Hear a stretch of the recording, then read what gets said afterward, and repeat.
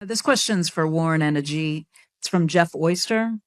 As a Berkshire and Tesla shareholder, I would like to hear your thoughts on the potential financial effects to GEICO, assuming Elon Musk delivers on his fully autonomous driving goal. On Tesla's most recent earnings call, Elon said, if you've got at scale a statistically significant amount of data that shows conclusively that the autonomous car has, let's say, half the accident rate of a human-driven car, I think that's difficult to ignore.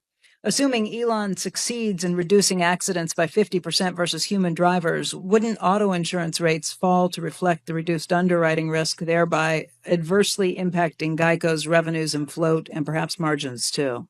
Well, yeah,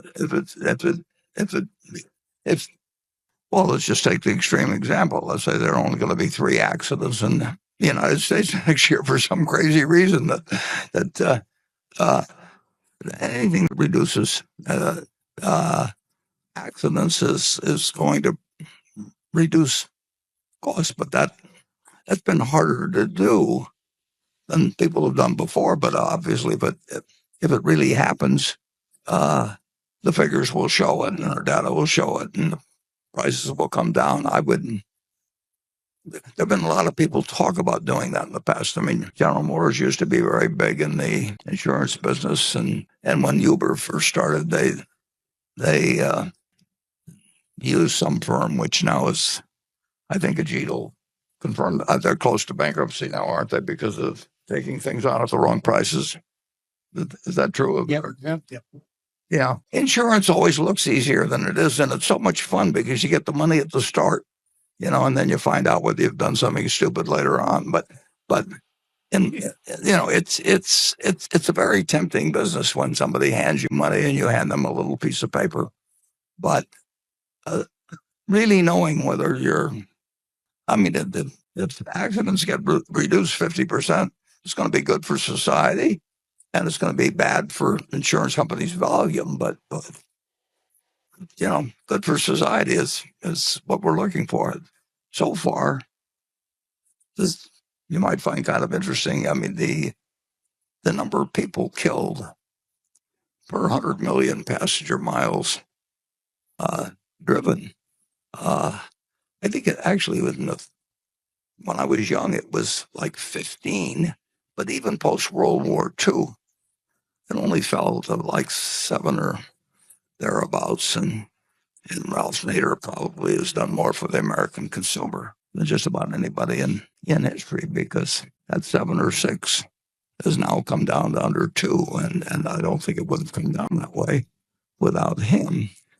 There have been some kind of fluke figures of what people did during the pandemic, which are quite interesting because they didn't drive. Immediately, they didn't drive as many miles, but they drove more dangerously, didn't they? Yep. Is that right, Ajit? Yep. Yeah. So the point I want to make in terms of Tesla and the fact that they feel that because of their technology, the number of accidents do come down, and that is certainly provable. But I think what needs to be factored in as well is the repair cost of each one of these accidents has skyrocketed. So if you multiply the number of accidents times the cost of each accident, I'm not sure that total number has come down as much as Tesla would like us to believe. Tesla has been toying with the idea of writing insurance directly or indirectly, and so far it hasn't really sort of been much of a success. Time will tell, but I think automation just shifts a lot of the expense from the operator to the equipment provider. Buffett's perspective highlights the complexity of innovation and its ripple effects across industries. While technology like Tesla's autonomous driving might reduce accidents, the cost dynamics and broader implications for insurance companies remain uncertain. What do you think? Could Tesla truly disrupt the auto insurance industry? Share your thoughts below, and don't forget to subscribe to Invest Avenue for more insights from legendary investors.